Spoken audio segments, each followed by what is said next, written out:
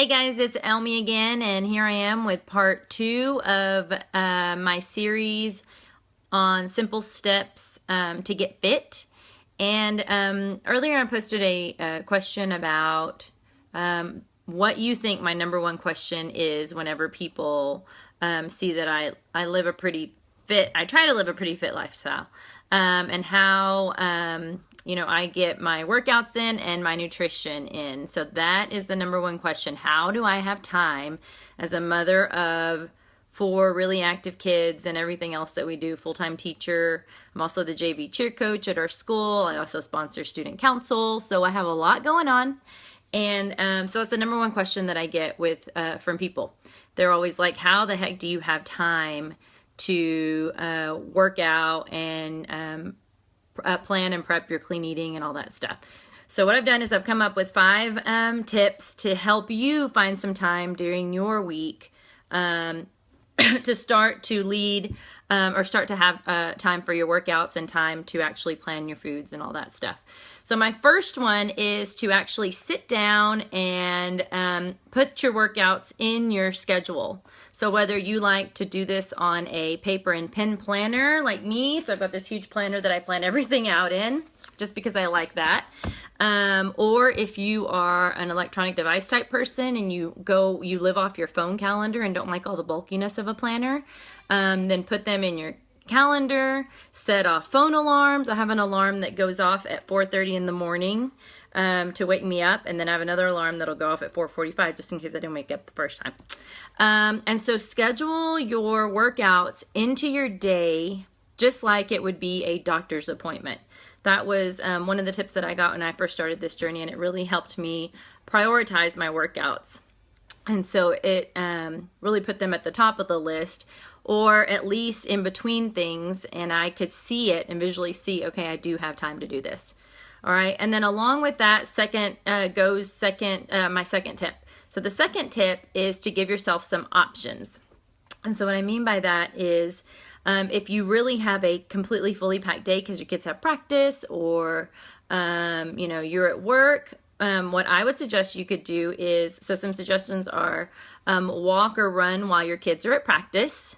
Another option would be to join a super inexpensive gym that's going to give you some time to just go run on a treadmill, for 15 or 20 minutes. Get some online workouts at home to help you get workouts in early in the mornings or late at night when you can't get to a gym or in between appointments or whatever it is that you're running to and from. Another option is to walk or run during your lunch hour, depending on how much time you have. And then the last one for giving yourself some options is to do some active chores. And that could include cleaning the car on the weekends. I actually volunteer to mow the yard just so I can get a workout in. So yes, mowing the yard counts as that. You are burning some serious calories when you're pushing that mower. All right, so tip number 3 is to sit down and tell your family about your goals and why you want to achieve these goals. It allows them to understand why you're taking 30 minutes out of your day or an hour, however long you have. It allows them to understand why you're doing it, and it'll let them support you a little more.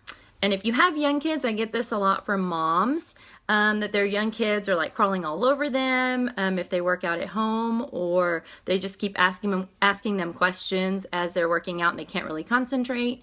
So it takes time when you have small children to train them that is mommy time and that you are focusing on yourself.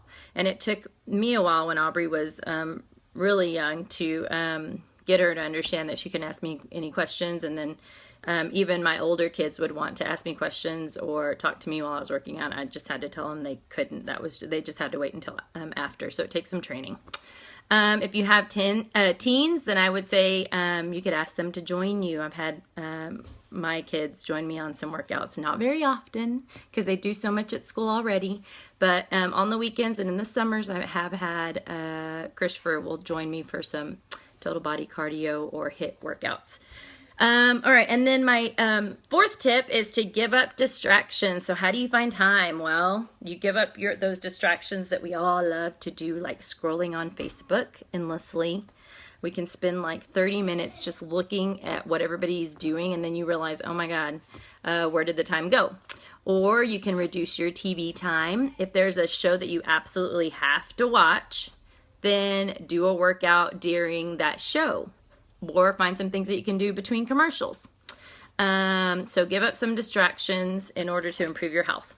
And then tip number 5 is to go hard. So we all are our schedules are very tight, and so I encourage you to pick 20 to 30 minute workouts that are super intense so you get the most out of your time. So doing a HIIT workout versus just walking around the block or walking during your kids' practice is going to get you way faster results when you do the HIIT workout because of the intensity that you're giving it. So you want to use your time wisely, push yourself when you do get that time, even if it's just 15 minutes of getting your heart rate up. Go for it. Just do it, and that way each day you are consistently raising your heart rate and you are getting fitter. So those are my top 5 tips on finding time to get a workout in. So my first one was sit